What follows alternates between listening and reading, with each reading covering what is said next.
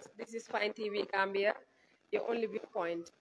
This is a program on a show called Issues on Educational Development. Now, this is a program that is geared towards promoting education rather, as a whole, and we interview people that contribute immensely in the educational development of the country. So we have a very important person on his show, and he is no other than this gentleman here, and he will get to introduce himself for the benefit of those that do not know him. Hello, sir. Yeah, good afternoon, or otherwise good evening. I think it's way past 5 now, so we are already into the evening. Yes.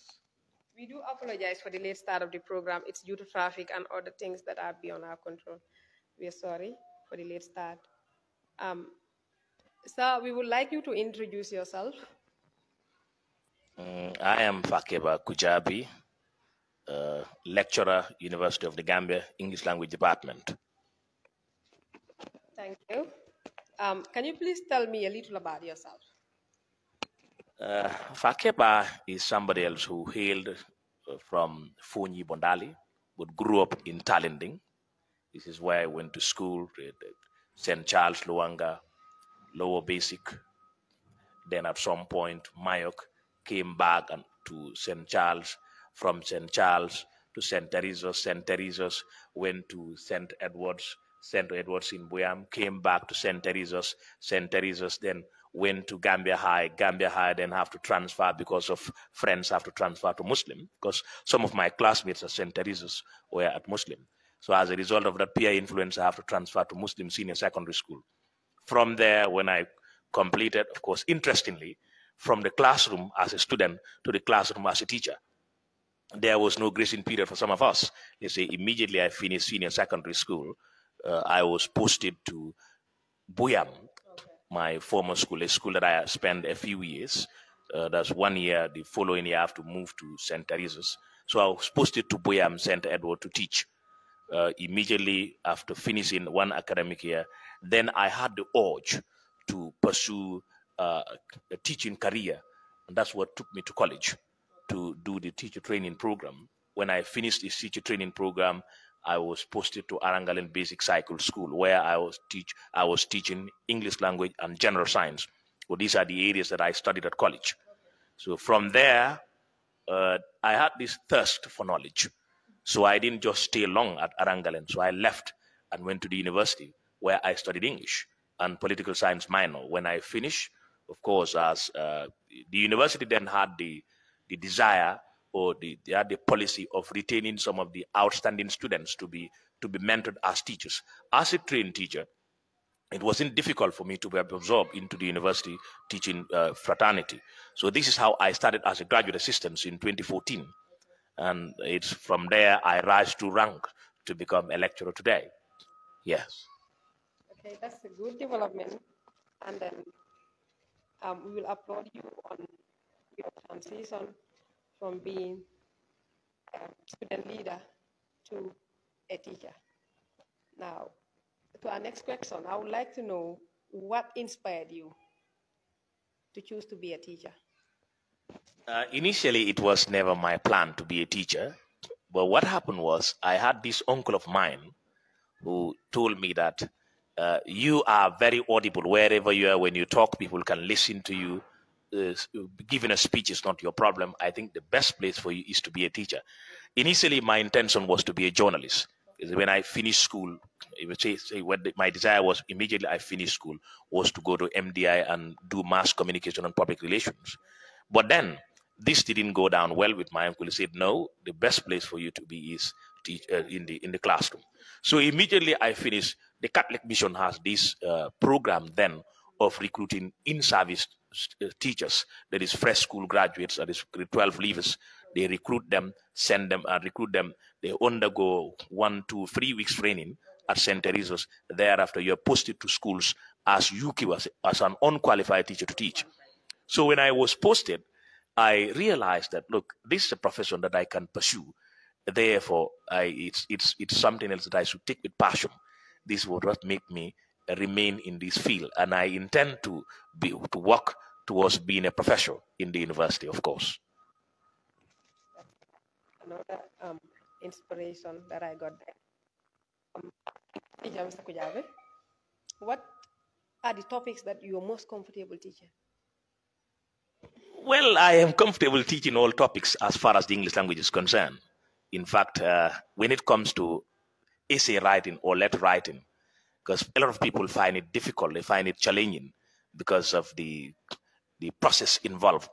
But I find it easier to teach such topics.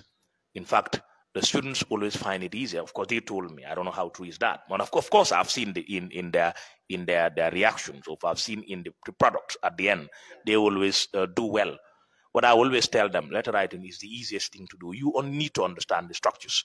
And one of the structures that I always use, I call them the maxim in writing, is say the way you are going to say it. Say it and say the way you have said it. Say the way you are going to say it. That's the introduction. Say it is now the body, and say the way you have said it is the conclusion, which is a summary of what you've said. This helps a lot of students to write well. And of course, I always have that feedback that yes, your policies or your process that you're using in teaching writing is helping us a lot. And that indeed has definitely yielded a lot of results, positive results. And that has really reflected on us that have gone through your tutorials and then being your students at the University of the Gambia. We know how you impacted knowledge on us. Now, what are some of the successful teaching methods that you use in the classroom, Mr. Kujabi? We'd like to know. Yeah, the successful teaching methods is the interactive method. Of course, I cannot be know all, tell all. But you have to make sure that you include this, you involve the students in the process. For instance, in the university, like I was teaching phonetics and phonology. This is an area that is very challenging.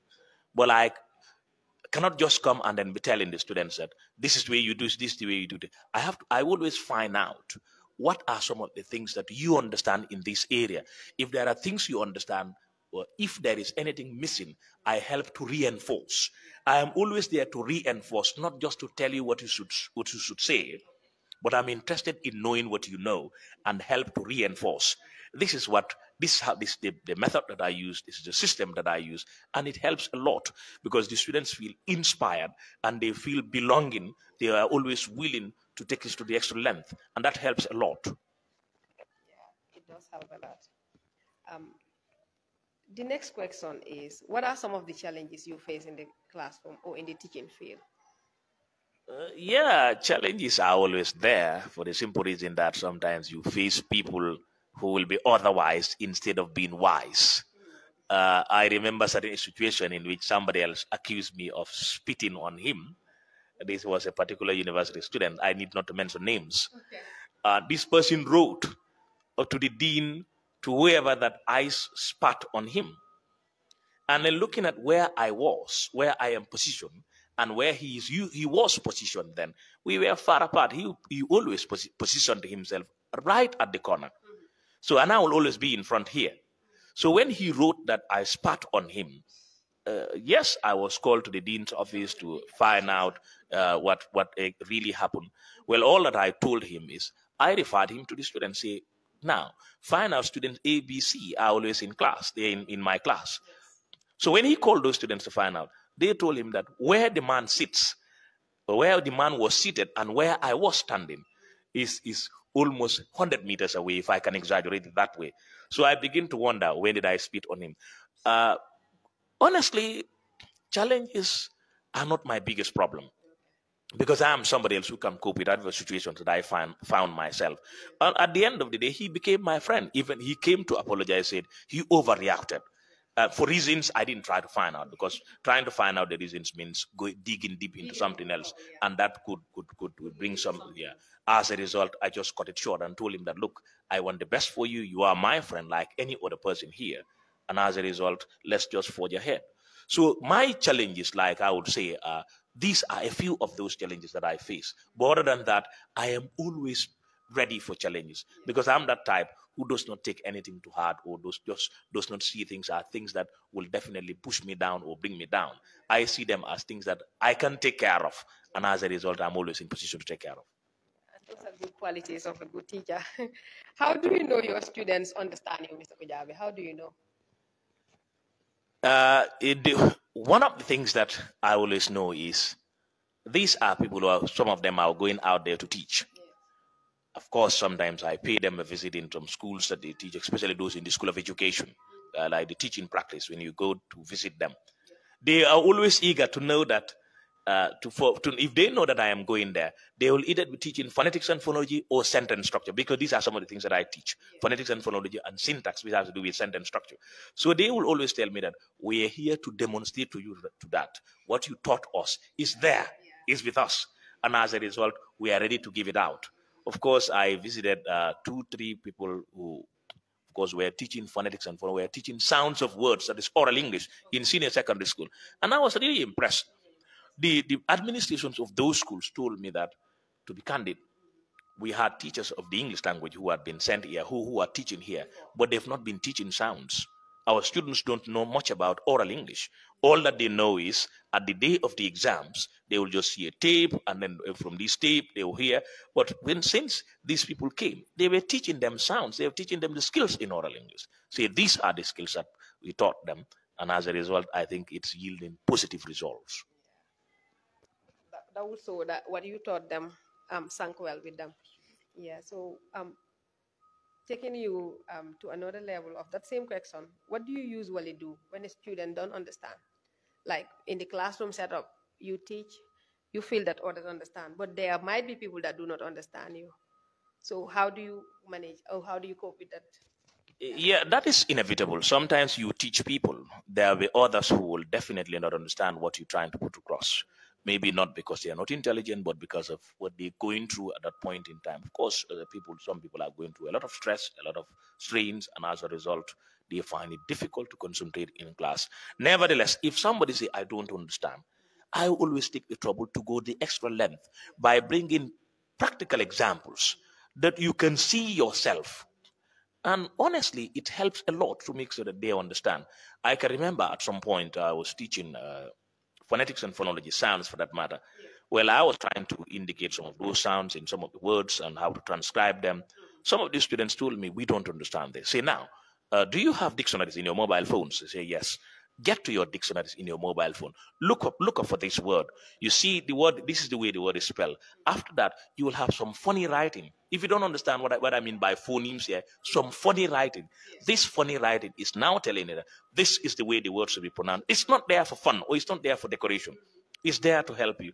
Through that, a lot of them were following things up till, on the whole, we didn't know. We thought this was just there for the purpose of decoration, or it's just part of the dictionary for it being there. We didn't know that it's there for that purpose. And as a result, they told me that, look, we now understand how to pronounce words. I told them, if you don't understand how to pronounce a word, contact your dictionary, find out the transcription. This will help you know how the word is pronounced. And that helps a lot. Even I experienced the same thing, because I was finding it very hard to be able to pronounce certain words as we were doing phonetics and phonology. But through the dictionary that you're talking about, I could decode a lot of them, and I could go into some of their pronunciations through the audio that is attached to the dictionary. Yeah. So how do you know your students understand you? And then we've done that. And there are students who think English is difficult. We have a whole lot of them in the Gambia. Many students believe that English is a difficult subject. They take it up as a difficult subject. It's very hard for them. So what advice do you have for those kind of people that think English is just a no-go area for them?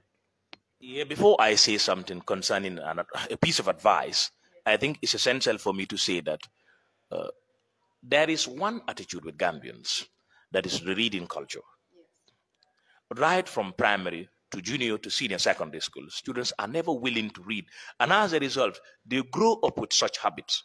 So when they grow up with such a habit, like they find themselves in tertiary institutions, it becomes something else, because this is something that they are not used to. So as a result, they will find it difficult to do when they find themselves in tertiary institutions like colleges and universities, because they are not used to it. This is one of the reasons, or these are some of the reasons why the students say English language is difficult.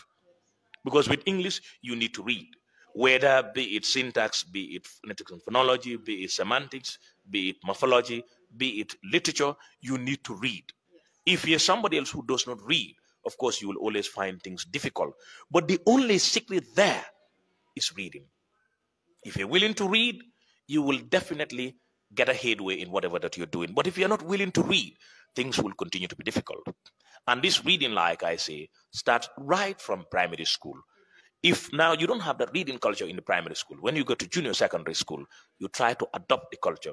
But still, if you don't have that reading culture, when you find yourself in senior secondary school, you should adopt, because that's the decider. That's the crossroad of your educational career.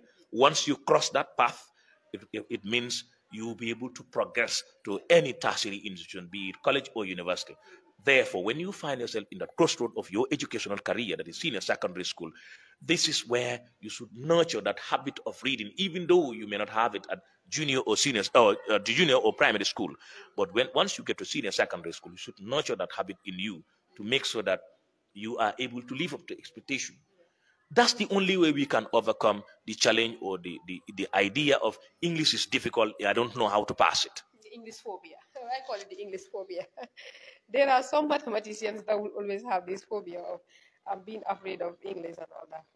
But it's a good thing that you give that advice that people need to read to be able to overcome that fear of being able to do English.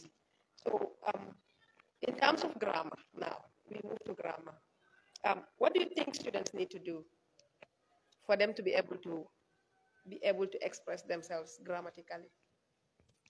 It boils down to reading.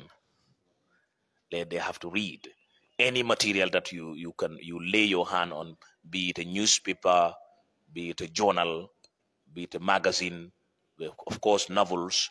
In fact, if you want to read to understand very good English, that is grammar, always be prepared to read novels. Because if you read novels, whatever that you see and you don't understand, you try to find out, it will enrich your vocabulary. Once it's enriched your vocabulary and usage, you will be on top of things. Grammar is a major challenge to our people here. Let me just give you one example. Not long ago, I put up a Facebook post. Somebody wrote a message, secret message to me, or a private message, telling me, but how do you get to know all this? I told the person that I read. The person said, I've been saying lacking behind. We are lacking behind all along. And you telling me that you don't say lacking behind. I say, no, there is no expression in English language where you say lacking behind. Instead, it's lagging behind. The word is lag. Lag means to move slower than others, to progress slower than others. That's what we call lag. So if others are ahead of you in whatever activities you're doing, you say, we are lagging behind instead of lacking behind. So the person equally said, but I have never been taught that at school. I say, well, if you have not been taught that at school, you need to read that. When you read novels, you read magazines, of course, sometimes our newspapers is something else. Sometimes in our own Gambian newspapers, when you read, you come across some of the things that are definitely not helping. Yes, they're doing a lot, but sometimes grammar is a major concern, is a major problem. So I will definitely advise those who are doing the editors and so forth, it is good, let them know a lot or concentrate a lot on grammar, because it's going to help them a lot. That's a problem. Those are common mistakes that we make here, and then they are very, very common. And they are serious mistakes that we make. It's a problem. It's a big issue for us to express ourselves grammatically. It's a big issue. We move on to the next question, Mr. Kujabi. That is, what is the relationship between you and your students? How is it like? Very cordial. In fact, I don't have that teacher-student relationship. What I have is more like friendly relationship with anyone that came close. Sometimes if you want to give me that treatment as a lecturer or what, I always like to, no, we don't need to do that. We are friends. We are colleagues. We are partners in development. And as a result, we need not to have that. Yes, it's essential that relationship is there, student-lecturer relationship. But what I prefer is that good relationship, that mutual relationship, that cordial relationship that is beneficial to all of us, not a relationship that what that will bring problems, or a relationship that will bring issues that we may not like. No, it has to be a cordial relationship. It has to be a beneficial relationship. It has to be a mutual relationship that we have to. If I give it to you, you can also give it. Because learning is an ongoing process. I cannot claim that I know all. Yes, I understand a lot, but there are certain things that a student may understand, must have come across before I do that. I remember Professor Gomez telling me that the difference between the lecturer and the student is that the lecturer read the book before the students. See, that's their difference. So, but if now the student had the opportunity to read this book before you, of course, he will understand it in a way that, yes, maybe you have a better way of understanding, a better acumen.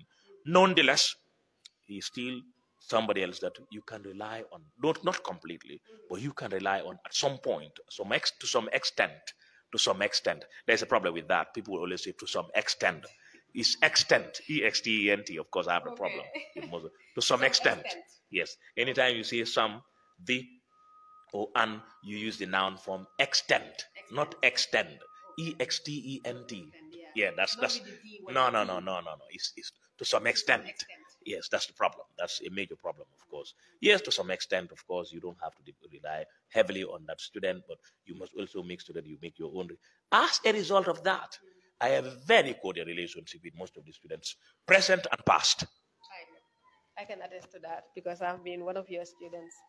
And then we had that cordial relationship, so much so that you had to do my review for my book, and that was for free. It's due to that cordial relationship that I had that privilege from you, and I would like to thank you again for that. The next question that I have for you, Mr. Kujabi, is about your award. As a university student, as a former university student, I would say, because I am no longer part and parcel of the University of the Gambia, but I learned that you were awarded the best lecturer by the SU. Yeah, the most outstanding lecturer of the year. And that was a big achievement, and we were so proud of you. How did that make you feel? First of all, let me clarify that. It was not the first time I've been given an award. When I was a graduate assistant, I was given the award as the best graduate assistant of the year. Yeah, then this award also came as a supplement or as a plus to the award that I initially had when I was a graduate assistant. So this award, of course, didn't come as a surprise because I have that cordial relationship with the students. And once I find myself in class, I entertain any kind of question regarding what we are doing as far as that learning process, that learning environment is there. As a result, the students are always free to ask me questions, and I interact a lot with them. This what made me be a darling to most of them, because they thought, yes, I was doing things right. I was definitely living up to expectation. And as a result, the general students' body thought it necessary to say, all right, we will have to give you that award as the most outstanding lecturer of the year 2019. So, of course, that is something that I'm proud of, and I will continue to work harder. Even with or without that award, I will continue to work harder, and I will continue to be that person who will always be there for the students. Even at my own house, the students will always come, and we discuss issues pertaining. Well, some will tell me, well, some lecturers will not entertain it. I say, well, I'm a different lecturer, because I think I am out there to help. I am out there to be part of you. So therefore, you being part of me, it's all okay with me. So anytime you need my service, anytime you think we can discuss, just call on me. Of course, anytime you think we can discuss and not discuss about, because discuss means to talk about. So once you say discuss, don't say about, don't bring about. We discuss means to talk about. So inside discuss, there's about. So you don't say we discuss about. Yeah, that's also another eye opener. To the next question is about the book that you wrote. I know of a book that you've written. Tell us what the book is about first before we go to the next question. At my free time, I do some part-time teaching in senior secondary schools, because I've been an experienced teacher at senior secondary school level. I've taught in senior secondary school for some time before progressing to the university. Therefore, I thought it necessary to put two and two together to say, okay, this is what I can present for Gambian students. I thought with my experience teaching in senior secondary school, if I come up with something else, it's going to be helpful. It's going to be insightful for students to read and understand. Therefore, I decided to come up with this book, which is titled Better English for Senior Secondary School.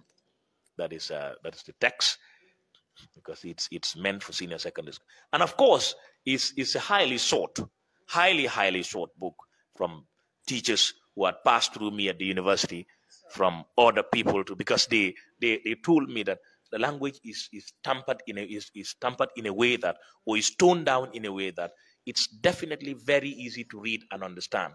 And of course, I've come up with a lot of examples in this text to make sure that it is helpful to the students. Once you read it, it becomes something that is easier for you to understand. It prepares you better, not only for just WAS exams, but for any level of language learning. Because some of the people in the university, in fact, bought it to say, we want to read it, because there is a lot of grammar that I've discussed in this book. We want to read it to make sure that our grammar is standardized in one way or the other. Because there are, like I said, a lot of grammatical stuff. Let's say a particular chapter, I discussed some common errors. And what I did was not just to say this is wrong and this is correct and end it there. When I say this is incorrect, I give you the reason why it is incorrect. I explain in detail. This is what helps a lot of students. They told me, the way you did it, it's difficult to come across it that way. Somebody else will always condemn, and they will not give you the reasons why this is not appropriate. As a result, the book, a lot of students find it very helpful. The diction is simplified in a way that it becomes student friendly. I can attest to that because I saw the book. That was the first edition, though, not this edition, but I knew from the word go that this book was an excellent one. And then we would like to commend you for the book, for the publication of the book, and we congratulate you on the approval by the Ministry of Education for the usage of the book in senior secondary schools. So how far have you gone with this book? How far?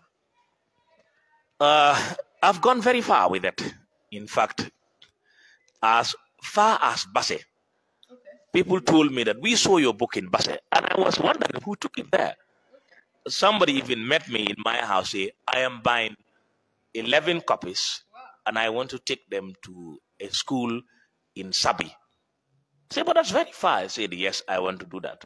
This person, he said, how much? I said, well, the cost of printing is something else, because it's really, previously, the cost was bearable. But right now, the cost, because of the cost of materials, is highly unbearable. As a result, I say, since you're taking it to the provinces, this is an area that has to do with me. And I'm interested, I am concerned with the plight of the students around that. I want to sell it at a loss. You say, really? I said, yes, I want to sell it at a loss. Because if I now tell you the cost of printing per copy, and charge you to say, I want to make profit out of it, you can buy it. Because it's so voluminous that it's about 415 pages. So out of that, it's hectic. You know, it's voluminous. It takes a lot of paper and a lot of ink and a lot of materials involved. So the cost has gone up drastically, very, very high. The cost of printing, I mean. Nevertheless, I just maintain that moderate, in fact, I'm not making profit if I give it to schools. I'm not making any profit out of it. I'm even selling it at a loss when I'm spending my own money to do the printing. This is because I thought Gambian students would have it. Armitage, Basse, the Armitage in Janjambure, Basse, Kuntauru Senior Secondary School, Kauru Senior Secondary School, Japanese Senior Secondary School, and a lot of other senior secondary schools, teachers there, and even students alike are using my book. Within Congo here, the Greater Banjul area, even schools that think that their teachers authored very good books, some of the students are coming. In fact, a teacher, I need not to mention names, a teacher from a particular senior secondary told me that, look, don't bring your book to my school. Oh, really? Yes, of course, he told me that. Don't bring your book, because if you do that, that's going to be something else. Yeah, and I told him, no, don't worry about that. We are brothers in this. I don't think I will bring it there unless a student bought it outside there and take it there. But left to me alone, I will not. I will not bring it there. Yeah, that's so far how it has gone. Okay, and that's a good thing. That's a good story, because they're fearful that when the book goes to their schools, it will overcome the books that are already in existence there, and that's a good thing because it shows how good this book is. It shows how good the book is. Now, moving on to the next stage of our question, and Mr. Kujabi, um, I would like you to let's say, give your opinion about the educational system of the Gambia. Your opinion. Candidly speaking, the ministry is doing its quotas. However, there is need for more to be done. Well, when you talk about education, you need to talk about the human resource, that is the teachers. There is a high attrition rate. When I say attrition rate, it means the number of teachers, qualified and competent teachers who are leaving the teaching field to go to venture into other things because they think it's more lucrative, it's more profitable, it pays better. Of course, when you look at it from such angle, one may say yes, because you realize that some of the people who leave the teaching field and find themselves elsewhere are always in better position to be able to do certain things for themselves and their families than those who remain in the teaching field. So this person who had left the teaching field is able to do something better than when he was in the teaching field. So there is need for improvement on the side of remuneration, on the side of motivation, and on the side of training. Yes, the ministry is doing a lot. MRC Holland is also helping a lot to train a lot of teachers. However, there is still more that it needs to be done. Because some people, let's say in college, for instance, now, some of the teachers who are undergoing some training in the college are paying for themselves. Of course, once they get the paper, and these are good teachers, they leave for other sectors. And the few who think that they could not have the opportunity to be in other sectors remain in the teaching field. Those people remain in the teaching field without the passion to teach because they have no other option.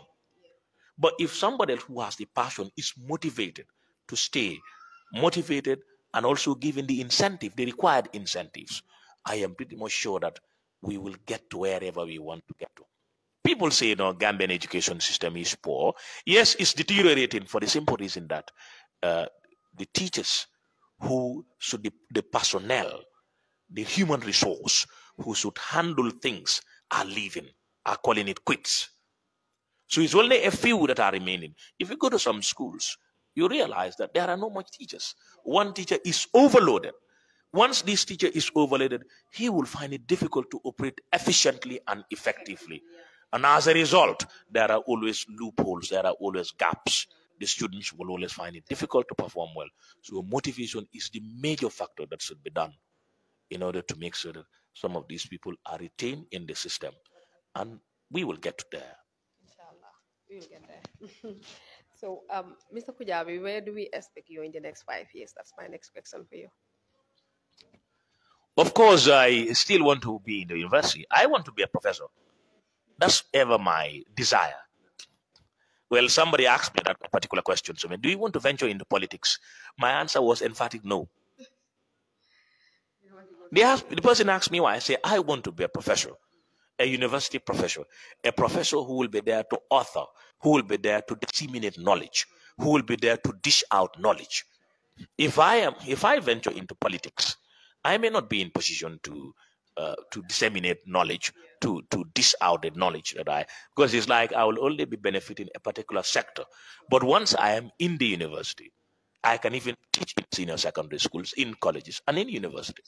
This is where the Gambia needs me most, and this is where I think I belong to, and this is where I think I want to remain, unless the Creator decides otherwise. Inshallah, you will get there. You will be called Professor Kujabi by God's grace. On a final note, Mr. Kujabi, what will be your final message to your viewers? Whether if you want to become very good learners or scholars, the best thing is let us be prepared to read. If we are prepared to read, prepared to venture, prepared to make research, we will achieve whatever that we want to achieve. The height reached and maintained by great men were not achieved at a sudden flight. They, while their companions slept, toiled up all nights. This is a saying of an American psychologist called Longfellow. And this inspired me a lot to say, look, since the height reached and maintained by great men were not achieved at a sudden flight, then what am I going to do? What should I? Why should I be left behind?